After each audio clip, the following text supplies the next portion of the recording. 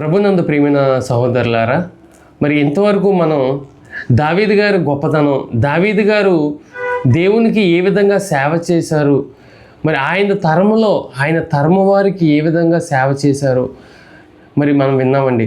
దేవుడు దావీదు గారి గురించి నా ఇష్టానుసారుడైన మనుష్యుడు అని దావీదు గారి గురించి దేవుడు సర్టిఫికెట్ ఇచ్చారు. ఒక మరి సాక్ష్యం చెప్తున్నారు. అంటే మన గురించి కూడా దేవుడు, మనల్ని కూడా దేవుడు ఇష్టపడాలి అంటే మనం కూడా దావీదు గారిలాగా భూమి మీద బ్రతకాలి, దేవుని గురించి గొప్పగా ఆలోచించాలి, గొప్పగా బ్రతకాలి. అయితే ఇంకా మనం ఆలోచిస్తే ఫైనల్గా లోకరక్షకుడు ప్రభువైన యేసుక్రీస్తు వారి గురించి కూడా మనం ఆలోచిస్తే యేసుక్రీస్తు వారు భూమి మీదకి వచ్చినప్పుడు, భూమి మీదకి ప్రవేశించినప్పుడు యేసుక్రీస్తు వారిని బట్టి మా దేవుడు మరి పలికిన మాటలు, తండ్రి అయిన దేవుడు యేసుక్రీస్తు వారి గురించి పలికిన మాటలు మనం ఆలోచిస్తే పరిశుద్ధ గ్రంథమందు మత్తయి సువార్త 3వ అధ్యాయంలో ఇక్కడ ఏముంటుందంటే, ఇదిగో నా ప్రియ కుమారుడు, ఈయన యందు నేను ఆనందించుచున్నాను అని ఉంటుందండి. 3వ అధ్యాయం 17వ వచనం, ఇదిగో ఈయనే నా ప్రియ కుమారుడు, ఈయన యందు నేను ఆనందించుచున్నాను అని ఆకాశము నుండి ఒక శబ్దము. అంటే తండ్రి అయిన దేవుడు ప్రభువైన యేసుక్రీస్తు వారి గురించి ఏం చెప్తున్నారంటే, ఇదిగో ఈయనే నా ప్రియ కుమారుడు, ఈయన యందు నేను ఆనందించుచున్నాను. అంటే యేసుక్రీస్తు వారి యందు దేవుడు ఆనందిస్తున్నారంటే మన యందు కూడా, మన గురించి కూడా దేవుడు ఆనందించాలి అంటే యేసుక్రీస్తు వారు ఒక మాదిరి ఉంచారండి. యేసుక్రీస్తు వారు ఒక మార్గాన్ని చూపించారు. యేసుక్రీస్తు వారు ఒక మాదిరి, అంటే మనకు ఒక రోల్ మోడల్. ఆయనలాగా ఆయన మాటలు మనం పాటిస్తే చాలు, దేవుడు మన యందు ఆనందిస్తారు. మనం అంటే ఆయనకి ఇష్టమైన పిల్లలుగా మారిపోతాం, మనం ఆయనకి ప్రియమైన పిల్లలుగా మారిపోతాం. దేవునికి మనం ఇష్టమైన వారిగా మారాలి అంటే ప్రభువైన యేసుక్రీస్తు వారి మాటలు పాటిస్తే చాలండి.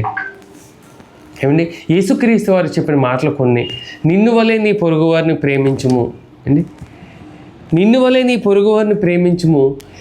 నిన్ను ఎవరైనా శత్రువుగా భావిస్తే, నిన్ను శత్రువుగా భావించే వారికి కూడా మరి నిన్ను ఇష్టపడే వారిని నువ్వు ఇష్టపడడం మాత్రమే కాదు, మనల్ని ఎవరైతే ఇష్టపడుతున్నారో వారికి మాత్రమే బహుమానాలు కాదు, వారికి మాత్రమే మనం వారితో మాత్రమే మనం ఇష్టంగా ఉండడం కాదు, కానీ మనల్ని ఎవరైతే శత్రువులుగా భావిస్తున్నారో వారితో కూడా ప్రేమ కలిగి ఉండాలి, వారికి కూడా మేలు చేయాలి అని యేసుప్రభు మనకు బోధించారండి. ప్రభువైన యేసుక్రీస్తు వారు చెప్పిన మాటలు, నిన్ను వలె నీ పొరుగువారిని ప్రేమించు, నీ శత్రువులను కూడా నువ్వు ప్రేమించాలి. మనం ఏం చేయాలంటే మనకెవరు శత్రువులు లేరు భూమి మీద. మనందరం కూడా మరి దేవుని పిల్లలమే, మనుషులందరూ కూడా దేవుని పిల్లలే. కులమని లేకపోతే మతమని లేకపోతే ప్రాంతమని జాతని ఏ భేదము లేదండి. ప్రపంచంలో ఉన్న మనుషులు అందరూ ఒక్కటే, అందరూ కూడా దేవుని పిల్లలే. ఈ కులాలు మతాలు ఇవన్నీ కూడా మనం పెట్టుకున్నవి నిజంగా దేవుడు సృష్టించిన భూమికి కులం లేదు. దేవుడు సృష్టించిన ఒక సూర్యుడికి, చంద్రుడికి, నక్షత్రాలకి కులం ఉందండి? కులం లేదు. భూమి మీద ఉన్న వాటికి కనీసం భూమిలో ఉన్న దేనికి కానీ ఏ భేదం లేదండి. అన్నీ మనకి సేవ చేస్తున్నాయి మనల్ని సృష్టించిన సృష్టికర్త అయిన దేవునికి కూడా ఈ కులం లేదు. కాబట్టి కులమని మతమని అవన్నీ కూడా మనం పెట్టుకున్నామని అవన్నీ కూడా మరి కులం కుళ్ళు, మతం మత్తు ధనం దగ. దేవుడే మనందరికీ దిక్కండి. మిగతావన్నీ మోసం. దేనిని నమ్మినా మనం మోసపోతాం. కేవలం దేవుణ్ణి నమ్ముకుంటేనే మన భవిష్యత్తు బాగుంటుంది మన జీవితం బాగుంటుంది, మన బ్రతుకు బాగుంటుంది మరి ప్రభువైన యేసుక్రీస్తు వారు చెప్పిన మాటలు మనం పాటిస్తే దేవునికి ఇష్టమైన వారిగా మనం మారిపోతామండి. దేవుని పిల్లలుగా మారిపోతాం దేవునికి ప్రియమైన పిల్లలుగా మారిపోతాం. యేసుప్రభు వారి మాటలు పాటిస్తే, నిజంగా ఆయన మాటలు పాటిస్తే ఎంత ఆనందంగా ఉంటుందో నిజంగా యేసుక్రీస్తు వారి మాటలు మనం పాటిస్తే నిజంగా ఆయన చెప్పిన మాటలు పాటిస్తే చాలా ఆనందంగా ఉంటుంది. ఎందుకంటే ఆయన చెప్పిన మాటలు ప్రేమ కలిగి ఉండమన్నారు. ఆయన కేవలం యేసుక్రీస్తు వారు కేవలం చెప్పడం మాత్రమే కాదండి, చేసి చూపించారు భూమి మీద. ఏమండి, చేసి చూపించారు. ఆయన ప్రభుని యేసుక్రీస్తు వారు ఆయన పరిశుద్ధుడండి. ఆయనలో ఎటువంటి పాపము లేదు, ఆయనలో ఎటువంటి అబద్ధము లేదండి. ఆయన పరిశుద్ధుడు, 100% ఆయన పరిశుద్ధుడు. భూమి మీద పరిశుద్ధంగా జీవించి చూపించారు, పాపాన్ని జయించారు. ఆయనలో ఎటువంటి పాపము లేదు. ఏంటి, ఆయన మరణాన్ని గెలిచి తిరిగి లేచారు. ఏంటి, మరణాన్ని గెలిచి తిరిగి లేచారు. 3 దినముల తర్వాత సమాధిని గెలిచి తిరిగి లేచారు. ఎలా అంటే ఏంటి, మరి ఆయన భూమి మీద చనిపోయింది మన కోసం చనిపోయారండి. ఇది మన కోసం ఎందుకు చనిపోయారు అని ఆలోచిస్తే మనల్ని ఆయన ప్రేమించారు. ఎంత ప్రేమించారంటే ఆయనలో ఎటువంటి పాపము లేదు, ఆయనలో ఎటువంటి దోషము లేదు, ఎటువంటి అపరాధము లేదు. అయితే మరి ఎందుకండి ఆయన అంత ఘోరంగా సజీవ యాగముగా బలైపోయారు అంటే ఏంటి, అది మన కోసమే, నీ కోసము, నా కోసమే. ఎందుకంటే మనం చేసిన పాపాలు, భూమి మీద మనం చేసిన పాపాలు ఎన్నో, మన కోపంలో, ఆవేశంలో, లేకపోతే చిరాకులో, లేకపోతే మన నోటి ద్వారా, చూపు ద్వారా, మాటల ద్వారా, లేకపోతే మన చేతల ద్వారా, తెలుసో తెలియక ఎన్నో పాపాలు చేస్తున్నాం. మనందరం చేసిన పాపాలకి మరి మనం యేసుక్రీస్తు వారు పరిశుద్ధుడు, మనము పాపులం. మనం ఆయనకి విరోధులం, మనం శత్రువులము. ఎందుకంటే ఆయన పరిశుద్ధుడు, మనం పాపులం. మనం శత్రువులుగా ఉన్న మన కొరకు, మనల్ని ప్రేమించి మనల్ని పరిశుద్ధులుగా చేయటం కొరకు యేసుక్రీస్తు వారు మన కొరకు సజీవ యాగముగా బలైపోయారండి. మనల్ని ఆయన ఎంత ప్రేమించారు అంటే భూమిని నాగలతో దున్నినట్టు యేసుక్రీస్తు వారి శరీరాన్ని ఇనుప ముళ్ళ కొరడాలతో దున్నినా ఆయన మౌనంగా భరించారండి. నిజంగా ద్రాక్ష పళ్ళు జ్యూస్ చేసినట్టు ఆయన శరీరంలో ఉన్న రక్తాన్ని మొత్తం పిండినా మౌనంగా ఉన్నారండి. కాళ్ళు చేతులకి మేకులు కొట్టినా మౌనముగా ఎందుకున్నారంటే మన కోసమే, మనం పరిశుద్ధులుగా మారాలని, మనకి పాపము నుండి మనం విమోచన పొందాలని, పాపం అనే ఖైదీ నుండి మనం విడుదల పొందాలని మన కోసం ప్రభువైన యేసుక్రీస్తు వారు సజీవ యాగముగా బలైపోయారండి. ఆయన పరిశుద్ధుడు, మనం పాపులం, ఆయనకి మనం శత్రువులం. కానీ శత్రువులుగా ఉన్న మనల్ని ప్రేమించి మన కోసం సజీవ యాగముగా బలైపోయి మనల్ని పరిశుద్ధులుగా చేసి దేవునికి ఇష్టమైన వారిగా, దేవుడు ఇష్టపడే పిల్లలుగా మనల్ని తయారు చేసి పరలోకం తీసుకువెళ్ళడం కొరకు భూమి మీదకి వచ్చారండి యేసు ప్రభు. నిజంగా దేవునికి నచ్చనిది ఏమైనా ఉందంటే, దేవునికి నచ్చనిది ఏమిటంటే పాపము. పాపం అంటే ఏమనుకుంటున్నారు? పాపం అంటే బైబిల్ ఇచ్చే నిర్వచనం ఏమిటంటే మరి ఆజ్ఞ అతిక్రమమే పాపం అని బైబిల్ చెప్తుందండి. అంటే దేవుని మాట వినకపోవడమే పాపం, దేవుడి గురించి తెలుసుకోకపోవడమే పాపం. భూమి మీద ఎన్నో తెలుసుకుంటాం, ఎన్నో పుస్తకాలు చదువుతాం, కానీ పరిశుద్ధ గ్రంథం చదవడానికి మనకు టైం ఉండదు. దేవుడిచ్చిన ఒకే ఒక గ్రంథం, ఒకే ఒక పుస్తకం, ఈ బైబిల్ చదవడానికి మనకు సమయం ఉండదు. నిజంగా దేవుని మాటలు తెలియకపోతే దేవుని మనసు ఎలా తెలుసుకుంటామండి? దేవుని మనసు అండి బైబిల్ అంటే. మతం కాదు, మత గ్రంథం కాదు, దైవ గ్రంథం. దేవుడు రాయించిన ఈ పరిశుద్ధ గ్రంథం చదివితే దేవుడు మనసేమిటి, దేవునికి ఏమి ఇష్టమో, దేవునికి ఇష్టము లేనిదేమిటి అన్నీ మనకి స్పష్టంగా తెలుస్తాయి. తెలిసినప్పుడే మనం దేవునికి ఇష్టమైన పిల్లలుగా, దేవునికి ఇష్టమైన కుమారుడిగా, కుమార్తెగా, దేవునికి ఇష్టమైన వారిగా మనం మారాలి అంటే దేవుని మనసు తెలుసుకోవాలి. దేవుని మనసు ఏంటంటే, దేవుని మనసు బైబిల్లో స్పష్టంగా రాయబడి ఉంది. మనందరం కూడా దేవుని పిల్లలమే. భూమి మీద ఉన్న మనుషులందరూ ఒకటే, కులమని, జాతి అని, ప్రాంతం అని ఏ భేదం లేదు.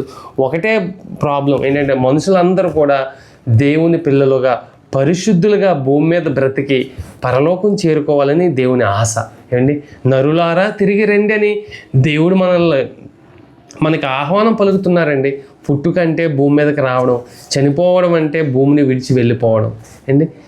పుట్టుకంటే భూమి మీదకి రావడం, చనిపోవడం అంటే భూమిని విడిచి వెళ్ళిపోవడం అండి. శరీరానికి చావు ఉంది, శరీరంలో ఉన్న ఆత్మకు చావు లేదు. ఆ ఆత్మ నిత్యము ఉండే పరలోకం, దేవుడున్న లోకం, పరలోకం వెళ్ళాలంటే పరలోకంలో ఎవరికి ప్రవేశం అంటే పరిశుద్ధులకే ప్రవేశం. ఎందుకంటే దేవుడు పరిశుద్ధుడు, ఆయన ఉన్న లోకం పరిశుద్ధమైనది. కాబట్టి దేవుడున్న లోకంలోకి మనం వెళ్ళాలంటే మనం పరిశుద్ధులుగా మారితేనే పరలోకం వెళ్ళగలం. పాపంతో ఉంటే మనం పరలోకం వెళ్ళలేమండి. ఎందుకంటే మన పిల్లలు బురద కాళ్ళతో వచ్చారనుకోండి, ఇంట్లోకి రాణిస్తామా? వెళ్ళి శుభ్రంగా కాలు కడుక్కో, స్నానం చేసిరా అంటాం. అలాగే మరి దేవుడికి నచ్చినది, దేవునికి ఇష్టం లేనిది ఏమిటంటే పాపం అంటే ఆయనకు అస్సలు నచ్చదండి. మరి మనకున్న పాపాన్ని కడుక్కోవాలంటే ఏకైక మార్గం, అది ఒకటే మార్గం, యేసుక్రీస్తు వారు. ఆయన ద్వారా మాత్రమే మనం మన పాపాలను కడుక్కొని మనం పరిశుద్ధులుగా మారి దేవుని పిల్లలుగా మారి దేవుడున్న పరలోకం చేరుకోవాలంటే యేసుక్రీస్తు వారే మార్గం అండి. ఆయన మతం కాదండి, ఆయన మార్గం. ఆయన మాటలో మహాశక్తి ఉంది. యేసుక్రీస్తు వారి మాట ప్రకారం మనం జీవిస్తే ఆయన మాటలు చాలా శక్తి గలవి. ఆయన మాటల ప్రకారం మనం ఒక్కరోజు బ్రతికి చూడండి, ఎంత గొప్పగా ఉంటుందో, ఎంత ఆనందంగా ఉంటుందో. ఆయన మన ఎడల ఆయన మనల్ని ఏ విధంగా ప్రేమించారో, ఆయన ఏ విధంగా మన కోసం మరి మనల్ని ప్రేమించారో, మనకి ఏ విధంగా మనల్ని పాపము నుండి విడిపించారో, మనం కూడా మన కుటుంబ సభ్యులు కానీ మన చుట్టుపక్కల వారికి కానీ సమాజంలో మనం కూడా మన చుట్టుపక్కల ఉన్న వారి ఎట్లా మనం సమాజంలో మన దేశంలో మన మనం కూడా ప్రేమ కలిగి ఉండాలి. దేవుని ప్రేమ కలిగి మనం జీవించాలి. మరి దేవుడు మనకి ఏ విధంగా మనల్ని ప్రేమించారో మనం కూడా మన చుట్టుపక్కల వారికి ప్రేమించాలి. మనకి ఎవ్వరూ శత్రువులు అనేవారు లేరు, అందరం కూడా దేవుని పిల్లలమే. మరి మనం యేసుక్రీస్తు వారు చెప్పినట్టు మనం కూడా ప్రేమ కలిగి ఉంటే, ప్రేమతో మనల్ని సాధించారు యేసుక్రీస్తు వారు. ప్రేమతోనే సాధించారు ఆయన. మనం కూడా ఎవరినైనా దేనినైనా సరే సాధించాలంటే ప్రేమతోనే సాధ్యం. హృదయంలో మనకున్న హృదయం ఘోరమైన వ్యాధి కలది అని ఉంది. అంటే హృదయం పరిశుద్ధంగా ఉండాలంటే ఈ హృదయంలో యేసుక్రీస్తు వారి మాటలు ఉంటేనే మనం పరిశుద్ధంగా భూమి మీద బ్రతకగలం. పరిశుద్ధంగా భూమి మీద బ్రతికితే దేవునికి ఇష్టమైన పిల్లలుగా మనం మారిపోతాం. దేవుడు పిల్లలుగా మనం ఎలా ఉండాలంటే దేవుడు సృష్టించిన భూమి, దేవుడు సృష్టించిన ఆకాశము, దేవుడు సృష్టించిన సముద్రము ఇవన్నీ కూడా మరి వీటికి పార్షియాలిటీ లేదు. ఇవన్నీ కూడా మనకి సేవ చేస్తున్నాయి, అందరికీ సేవ చేస్తున్నాయి, అందరికీ ఆహారాన్ని ఇస్తున్నాయి. వర్షం అందరికీ వస్తుందండి. వర్షం గాలి అందరికీ ఇస్తుందండి. గాలి అందరికీ పీల్చుకొని ఇస్తుంది. మీరు మా కులం కాదు, లేకపోతే మీరు మాకు ఇష్టం లేదని లేదు. అందరికీ గాలి సమానమే, భూమి సమానమే, అన్నీ సమానంగా ఇచ్చాడు దేవుడు. దేవునికి ఎటువంటి మరి పార్షియాలిటీ లేదు, ఎటువంటి తారతమ్యాలు లేవు. ఆ విధంగా మనం కూడా దేవుని ప్రేమను కలిగి ఉంటే, ప్రభువైన యేసుక్రీస్తు వారు చెప్పినట్టు మనం భూమి మీద బ్రతికితే మనం దేవునికి ఇష్టమైన కుమారులుగా, దేవునికి ఇష్టమైన కుమారుడిగా, కుమార్తెగా మారిపోతామండి. మరి నిజంగా యేసుక్రీస్తు వారు చెప్పిన మాటలు ఎంత గొప్ప మాటలు అంటే, ఆయన మరి పాపాన్ని జయించారు, మరణాన్ని జయించారు, సమాధిని గెలిచి తిరిగి లేచారు. మనం కూడా ఆయనలాగా బ్రతికితే మనం కూడా మరి దేవునికి ఇష్టమైన పిల్లలుగా భూమి మీద గొప్ప జీవితాన్ని బ్రతకగలం. ఈరోజు యేసుక్రీస్తు వారు లోక రక్షకుడు, ఈ ప్రపంచానికే రక్షకుడు. ఆయనకంటే గొప్పవారు ఎవ్వరూ లేరు. ఆయనలా మనం బ్రతికితే మనం కూడా దేవునికి ఇష్టమైన పిల్లలుగా మారిపోతాం. భూమి మీద మన జీవితాలు కూడా చాలా గొప్పగా ఉంటాయి, మన కుటుంబాలు చాలా గొప్పగా ఉంటాయి. భూమి మీద మాత్రమే కాదండి, చనిపోయిన తర్వాత కూడా మనకి శాశ్వతమైన జీవితం పరలోకం కూడా మనం పొందుకునే అవకాశం ఉంది యేసుక్రీస్తు వారి ద్వారా. కాబట్టి మనం దేవునికి ఇష్టమైన వారుగా మారాలంటే ఒకే ఒక మార్గం ప్రభువైన యేసుక్రీస్తు వారండి. ఆయన మాటలు మనం పాటిస్తే ఆయన మాట అనుభవం కంటే పవర్ఫుల్. ఎందుకంటే ఆయన మాట ద్వారానే యేసుక్రీస్తు వారు, ఆయన ద్వారానే భూమి, ఆకాశము, సముద్రం కలిగించబడ్డాయి, సృష్టింపబడ్డాయి. ఆయన మాట ద్వారానే నడిపింపబడుతున్నాయి, కంట్రోల్ అవుతున్నాయి. మనం కూడా ఆయన మాటకి కంట్రోల్ అయితే, ఆయన మాటల ప్రకారం మనం భూమి మీద బ్రతికితే మనం దేవునికి ఇష్టమైన కుమారులుగా, కుమార్తెలుగా మారిపోతాం. దేవునితో మన సహవాసం, దేవుని సంబంధులుగా, దేవుని పిల్లలుగా మారిపోతే అది మహా అద్భుతం అండి. ఓకే అండి.